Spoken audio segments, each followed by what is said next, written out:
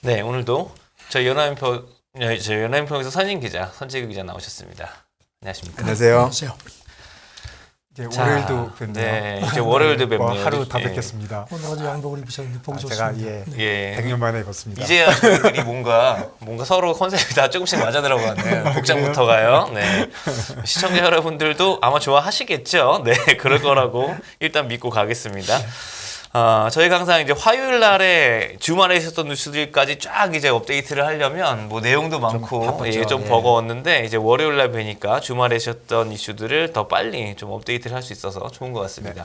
일단은 뭐 오늘 같은 경우에는 뭐니 해도 그 영국 여왕 오늘이 장례식이죠. 네, 우리 시간으로 이제 곧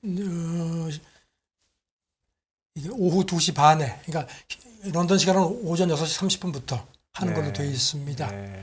지금 뭐 외신들도 뭐 밤새 뭐 엄청나게 했고 지금 그 윤 대통령도 도착을 했죠.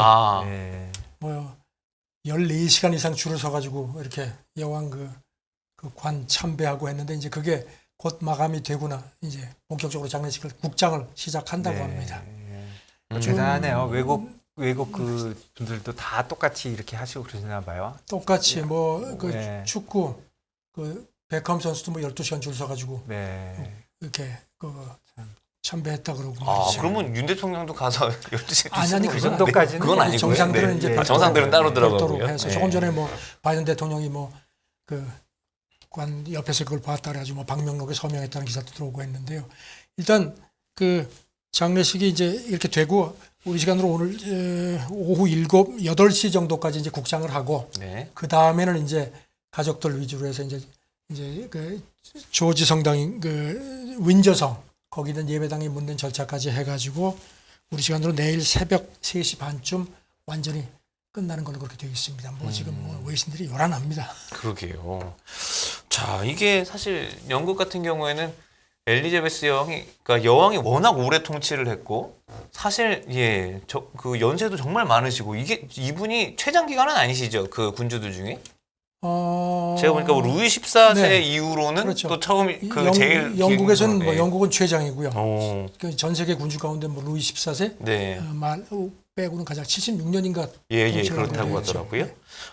그러면 사실 이렇게 국가적으로 정말 이렇게 좀 큰 행사잖아요. 이럴 때는 영국 내부도 굉장히 좀 사실 유럽은 이런 좀 뭐랄까요, 국제적인 행사가 있고 혼란이 있고 그럴 때는 테러 이런 것도 걱정이 좀 될 수밖에 없잖아요. 아무래도 좀 아픈 기억들이 좀 있다 보니까. 그 조금 뭐 이런 비유를 하는 게 좀 그렇긴 하지만요. 그 아마 다들 보셨을 겁니다. 2016년에 개봉한 영화가 있는데 런던 해서 폴런, 런던이 무너졌다 이런 게 나자피 감독이라는 영화인데 이게 너무너무 이런 거하고 좀 흡사해서요. 그 영화 내용이 그 영국 총리 장례식 이제 28개국 정상들이 참석을 하는데 테러가 발생을 하고 5개국 정상들은 이제 희생이 되고 미국 대통령이 납치됐다가 이제 그 비밀 경호원 주인공이죠. 한테 이제 구출되는 그런 영화인데 뭐 아주 흥미진진한 저도 여러 번 봤습니다. 이렇게 TV에서 재방송도 하고 하는데 물론 뭐 이건 영화죠. 영화인데 어쨌든지 지금 이번 그 국장을 지켜보는 인파만 한 100만 명이 넘을 걸로 그렇게 돼 있고요. 그래서 지금 AP통신 오늘 새벽 보도를 보니까 런던도 지금 초비상 런던 시장이 지난 몇십 년 사이에 한 자리에 이렇게 많은 세계 지도자들이 모인 게 사례가 없다. 그러게 말입니다. 그래서 유사시에 우리가 철저하게 대비하고 있다. 그런데 지금 런던에만 한 군인 포함해서 한 10,000명 이상이 배치되어 있고요. 그 다음에 이제 윈저궁에는 이제 별도로 한 2,000명을 또 배치를 했다고 합니다. 홍 기자님께서는 그 일선 기자로 취재하실 때 그 엘리자베스 여왕 부부 방한하실 때도 취재하신 적 있으시지 않나요? 취재는 아니고요. 그때 이제 필립공 부부하고 왔을 때 그 한국 언론인 한 70여 명 정도를 이렇게 뽑아가지고 이제 그 서울에 있는 모 호텔에서 이렇게 한 시간 한 20분 정도를 만났거든요. 이렇게 환담을 했는데 어떻게 운 좋게 저도 거기 끼어서 그때 갔었는데요. 그 영국 대사관에서 그 여왕이 파란 그 하늘빛을 좋아하니까 그리고 붉은색은 가능한 한 타이 같은 거는 좀 착용하지 말아달라고 해서 제가 드레스 코드를 그렇게 파란 그 넥타이를 맸던 기억이 나고요.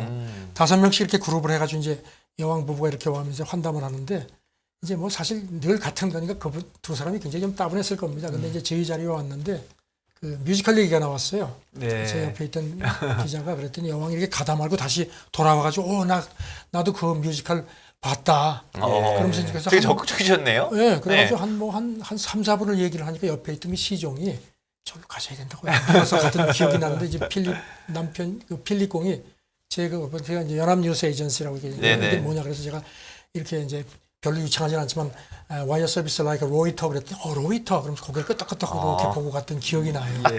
근데 여왕이 그때 제가 느꼈던 게 사실 저도 뭐 영국 왕실에 대해서 그렇게 뭐 저런 게 뭘 필요한가 이런 생각을 했었는데 영국이 하나의 어떤 브랜드로 그 여왕이 참 그 굉장히 안정적인 느낌을 줬어요. 그때 기억이 납니다. 네네. 그래서 결국은 이 전 세계가 이 여왕의 이제 그거를 전부 이렇게 애도하고 하는 이유를 크게는 어떻게 보십니까? 굉장히 그렇지, 그러니까 지금 뭐랄까 지금 뭐 특히 요즘에 그 전 세계의 그 정치라는 것도 그렇고 뭐 우리나라도 그렇고 전부 그냥 좀 많은 사람들이 좀 이렇게 염증을 느끼지 않습니까? 싸우기만 하고 그렇죠, 싸우기만 하는데 여왕이 진짜 70몇 년 하면서 그 동안에 뭐 참 대통령 뭐 미국 대통령도 무슨 뭐 트루먼 뭐 하고 뭐 이런 오랜 걸 통해서 이제 많이 중재하고 이런 그런 느낌을 주는 거. 그 다음에 또 뭐 다이애나 같은 거. 그 다음에 지금 이제 커말라 왕비에 대해서도 뭐 이런 많은 걸 겪으면서 그 어떤 가장 어머니로서의 어떤 그런 그 뭐 그런 어머니 같은 느낌을 주는 그런 게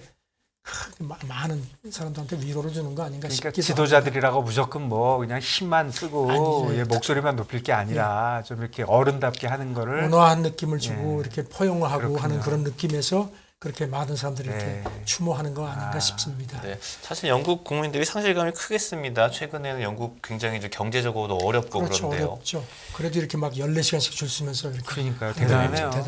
자, 근데 지금 이런 국장에도 우리나라 이제 대통령이라든지 세계 여러 정상들이 초대를 받았지만 초대를 못 받은 분도 계시죠. 그 사우디 왕세자가 가고 싶었는데 못 간 건가요? 지금 뭐 지도자들이 워낙 많으니까 지금 왕족 포함해서 한 500명 이상이고 한 VIP만도 2,000명이 넘는다 그러니까 그렇겠죠.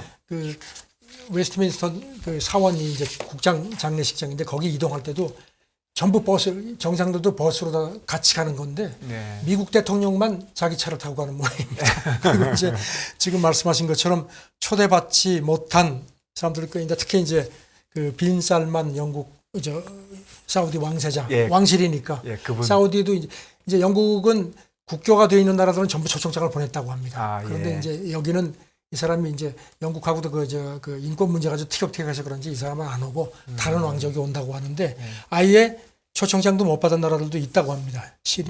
그 러시아하고 벨라루스. 푸틴은 여왕 서거 후에 제일 먼저 애도를 표명했는데 초청장이 안 갔습니다. 안 갔어요? 그리고 시리아, 아프간, 미얀마도 못 받았고 그 다음에 이제 수교를 하고 있으니까 초청장은 갔는데 정상이 아닌 대사가 초청된 경우도 북한, 이란, 니카라과 같은데 그렇다고 합니다. 그러면 러시아는 푸틴은 뭐 안 간 거고 못 간 거죠. 못 간 못 간 거고. 중국하고 그러면은 러시아는 그냥 그 대사 수준에서 간 건가요? 중국은 부총리가 가는 걸로 부주석, 왕치산 부주석. 부주석이 가는 걸로 되어 있는데 뭐 참배는 못 하겠다 뭐 이런 얘기도 있고요. 그래요? 참 복잡합니다. 사실 중국 같은 경우는 요번에 영국 엘리자베스 여왕 서거 이후에 또 사업 특수 같은 것도 많이 누리고 있다고요. 저희가 뭐 이런 거 가지고도 희화할 생각은 없습니다만 국제적으로 이제 비즈니스가 이렇다라는 측면에서 이제 여쭤보는 건데요. 비통신 보도인데 그 여왕 서거하고 나서 바로 중국의 그 주로 국기 같은 걸 만드는 공장에 뭐 주민이 엄청나게 들어왔다고 합니다. 그래서 영국 국기요? 그래서 저장성 샤오싱에 있는 기업인데 여기는 원래 그 월드컵 깃발을 만들었던 모양이에요. 근데 그냥 워낙 주문이 밀리니까 이거 제쳐놓고 이제 막 그냥 막 그냥 24시간 가동을 해가지고 납품을 했는데 여기 공장 사람 얘기가 지금 뭐 워낙 급했든지 발주자가 누구라고 얘기는 안 하는데 직접 자기가 와가지고 포장도 안 된 걸 막 급하게 싣고 갔다. 그러면서 이 사람이 덧붙이기를 모든 뉴스 뒤에는 항상 비즈니스 기회가 있다. 이런 얘기까지 했는데 좌우지간 그렇네요. 미국하고 중국이 그렇게 티격태격해도 트럼프 때 보니까 그 성조기의 대부분을 중국에서 만들어 간다고 그런 것도 있었지 않습니까? 진짜 그렇죠. 세계의 공장이네요. 자, 영국 여왕이 이렇게 타계하면서 또 이렇게 중국하고 영국 간의 이런 것도 또 관계도 조금 좀 부드럽게 해놓고 가는 것 같은 그런 측면도 그렇습니다. 있나 싶네요. 자, 저희가 이제 좀 빨리 좀 속도를 내서 가보겠습니다. 자, 그 지난주였죠. 그 상하이 협력기구 정상회담을 했었는데요. 사실 여기에는 러시아와 러시아 우군으로 여겨지는 나라들이 이제 대부분 많이 참석을 했었잖아요. 인도라든지 중국이라든지. 근데 이제 푸틴 대통령과 다 만났을 텐데 이 지도자들이 이 전쟁에 있어서는 좀 러시아 편을 생각보다 안 들어주는 이런 느낌이라고요. 사실 그게 가장 초점이었죠. 네. 그런데 지금 외신들 그 전하는 걸 보면요, 그 푸틴 대통령하고 이제 그 모디 총리도 만나고 시진핑 주석도 만났는데 전부들 이제 특히 이제 언론에 나타나는 그 모두 발언하면서 모디 총리 같은 경우는 아주 뭐 대놓고 카메라 앞에서 지금은 전쟁 시대가 아니다. 그리고 어떻게 하면 평화의 길로 갈 수 있는지 논의할 기회를 찾자. 아주 딱 대놓고 얘기를 해서 조금 푸틴을 좀 무안하게 한 것 같습니다. 그래서 지금 외신들은 모디 발언이 인도가 우크라이나 전쟁에서는 그렇게 뭐 러시아 에너지를 많이 사면서도 거리두기를 하는 것을 거듭 보여줬다 이렇게 풀이를 했고요. 그 다음에 이제 모디에 앞서서 시진핑이 따로 또 먼저 만났는데 역시 나중에 들리는 걸 보면은 모두 발언에서는 뭐 서로 적극적으로 뭐 협조한다는 얘기를 했지만 비공개 회담 분위기는 사뭇 달랐다는 겁니다. 그리고 또 푸틴도 우크라이나에 대한 그 중국의 의문하고 우려를 내가 인정한다 이런 식의 얘기를 한 걸 보면요. 어떤 인도하고 중국이 이 전쟁, 우크라이나 전쟁에 대해서는 그다음에 제재 문제에 대해서는 상당히 좀 거리를 두는 그런 입장을 취해서 푸틴이 조금 좀 난처했던 것 같다. 아시다시피 최근 지금 이제 전황에서도 좀 완전히 밀리고 있는 상황이라서 그런 것 같습니다. 근데 이게 밀리면은 사람들이 이제 걱정하는 거는 그런 부분 아닙니까? 푸틴과 러시아가 이제 밀리면 밀릴수록 어떤 지금까지 취하지 않았던 더 강한 뭔가가 나오면 어떻게 하나 이런 부분이 사실 걱정인 거잖아요. 그렇죠. 그래서 지금 그런 그 얘기도 나옵니다. 실제로다가 푸틴이 모디한테 이렇게 얘기를 했다는 겁니다. 지금 정말 우리가 자제하고 대응하고 있다. 하지만 당분간만 그렇게 할 거다. 그리고 젤렌스키가 평화를 원치 않기 때문에 전쟁이 이어지고 있고 상황이 더 심각해질 수 있다. 이렇게 경고를 한 걸로 되어 있습니다. 그리고 지금 보면은 푸틴이 지난 토요일 날 회견할 때도 지금 우크라이나 민간시설을 지금 최근에 러시아군이 집중적으로 공격을 한다는 얘기가 나오거든요. 그런데 거기에 대해서 그 민간시설에 순항미사일을 쐈다는 게 이 어떤 경고성 공습이다. 이렇게 얘기를 했다는 겁니다. 그러면서 우리가 지금은 꾹 참고 있지만 더 잔인한 어떤 작전에 전제할 수 있다는 얘기까지 했다는 겁니다. 그래서 이 외신들이 지금 걱정하는 게 러시아가 지금 더 몰릴 경우에 더 심각한 식의 그 전황이 확 달라질 수 있지 않나 하는 그런 걱정들을 하는 걸로 되어 있습니다. 그렇네요. 그게 걱정이네요, 진짜. 네. 군사력을 보면은 뭐 우크라이나하고 비교가 되겠습니까, 러시아하고? 되죠, 네. 사실 그리고 사람들이 뭐 핵이라든지 자꾸 이런 생각들을 할 수밖에 없으니까. 네. 그래서 그런지 그 바이든 대통령도 그 지난 주말에 미국 CBS 60분 대담에서 진행자가 푸틴이 궁지에 몰리면 전술핵이나 생화학 무기를 사용할 수 있지 않겠느냐 이렇게 물어보니까 거기에 대해서 내 대답은 절대로 그러지 말라는 거다. 그러니까 2차 대전 이후에 지금까지 그런 적이 없기 때문에 그런 건 안 된다. 그렇게 되면 지금보다 훨씬 더 고립되고 상응하는 대가를 감수해야 될 거다 하는데 푸틴이 뭐 이런 말 듣고선 뭐 뒤로 예를 들어서 무슨 뭐 궁지에 몰리면 뭐 어떤 상황이 될지 모르는 거죠. 네.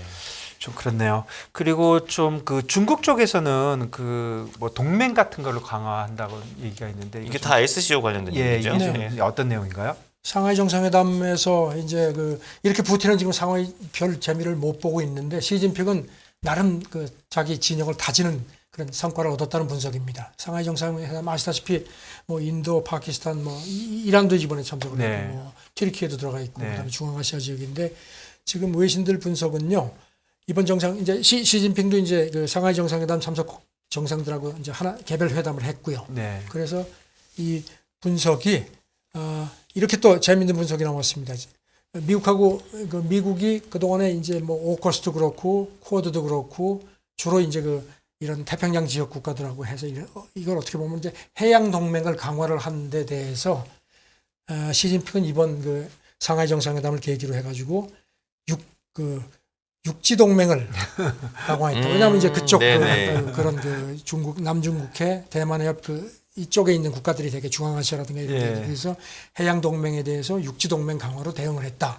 그 재밌는 분석이에요. 그렇게 붙어 있으니까요. 그래서 그런 나름 어떤 다지기에서 성과를 얻은 걸로 이렇게 분석이 되어 있고요. 그 다음에 또 시진핑이 여기서 이제 또 하나 그동안에도 여러 가지 구상을 이제 했는데 특히 말씀드렸던 달러 패권 도전하는. 그래서 그 상하이 정상회담 가맹국들 간의 독자 결제 시스템을 확실하게 구축을 합시다 하고 이번에 제의를 했다는 겁니다. 그래서 그동안에도 뭐 이제 위안화 뭐 루브라 이런 식으로 해서 이제 이제 했는데 이제 이걸 또 본격적으로 하자 이런 얘기 됐고 그 다음에 또 이제 서방에서 예를 들어서 민주주의 뭐 혁명 어쩌고에 대해서 색깔 혁명을 막아야 된다. 그럼 또 상하이 협력 체액 운명 공동체를 건설하자 뭐 이런 얘기도 했다고 하는데 시진핑은 좌우지간 당대회 앞두고 확실하게 하나씩 다져가는 모습이 완연합니다. 뭐 자기 하고 싶은 얘기 다 하고 하고 싶은 얘기 다 하고 하나씩 자기가 뭐 하고 있다 이렇게 얘기하는 것 같네요. 네, 참 이렇게 중국과 러시아의 행보 앞으로도 과연 어떻게 이어지는지 저희가 국제뉴스 시간에 계속 쭉 한번 팔로우를 해봐야 될 것 같습니다. 자, 이제 마지막으로 시간이 조금 남았는데요. 제가 이거 한번 여쭤볼게요. 최근에 이제 저희가 점점 더 미국 중간선거랑 가까워져 가고 있는데요. 중간선거 새 쟁점으로 이제 미국은 불법 이민자 문제가 이제 중간선거의 새로운 어떤 쟁점이 돼가고 있다고. 그리고 최근에 보면은 뭐 어디가 이기고 있고 지지율상으로 보면 이런 것도 좀 알려주시죠. 오늘 새벽에 미국 MBC 방송이 가장 최근에 조사한 여론조사 결과를 내놨는데 민주당하고 공화당 중간선거 예측 지지율이 46% 같이 나왔습니다. 아, 동률입니까? 지난달에는 공화당이 2%포인트 높게 나왔거든요. 물론 이제 오차범위 아니긴 한데 특히 그리고 또 경제 부분에 대해서는 아직도 공화당 쪽 지지가 58%로 많이 나서 이런 상태니까 공화당도 조금 위기의식을 느낀 것 같습니다. 그래서 그런지 지금 주로 이제 남부 지역에는 이제 민주당, 이제 공화당 주지사들이 많고 북동부 지역은 이제 민주당 주지사들이 많은데 이 남부 지역 뭐 플로리다라든가 텍사스 쪽에서 불법 이민자를 그냥 이쪽 민주당 지역으로다가 자꾸 버스 태우거나 뭐 보낸다는 겁니다. 아, 이 지역에 불법 온 사람들을 일로 보내버리는 거예요? 지금 보면은 연방 정부가 불법 이민자를 받으면 연방 정부 주 정부가 연방 정부의 냉기들 그렇게 돼 있는데 그거를 악용을 해서 그렇게 하니까 이제 민주당이 발끈한다는 겁니다. 그러면서 이제 공화당 쪽에서는 지금 이런 불법 이민자 이렇게 하는 거 우리는 여기 수용할 수 없다. 그러니까 니들이 알아서 해라. 그러니까 이제 민주당 쪽에서는 이게 말이 되느냐? 이게 무슨 니들이 무슨 멕시코에 있는 뭐 불법 이민 알선 단체냐? 이건 민주주의가 아니다. 뭐 정치에 사람을 이런 식으로 쓰면 안 된다. 토론하자 하는데 이게 지금 정관 선거에 또 불법 이민자 이송 문제가 새로운 또 쟁점이 되는 것 같습니다. 막판에. 불법 이민자 문제는 사실 미국의 큰 문제잖아요. 그렇죠. 큰 문제죠. 그거를 공화당이 아주 교묘하게 얘네들이 한다고 했으니까 그래 한번 해봐. 그리고 이제 보내고. 와, 뭐 새로운 국면이네요. 아, 이런 방법이 있어요. 나라가 이제 미국 같은 정도의 사이즈 나라는 또 이런 게 가능하군요. 복잡하니까. 그렇습니다. 과연 이제 미국 중간 선거 아까 이제 앞전에 나오신 케빈 강 대표님께서도 이 미국 중간 선거 과연 어떻게 될지 굉장히 중요하다고 말씀하셨는데 계속 저희가 이제 주목을 한번 해보도록 하겠습니다. 자, 오늘 그럼 저희 국제뉴스 여기까지 듣고요. 저희는 내일 다시 뵙겠습니다. 뵙겠습니다. 감사합니다. 네.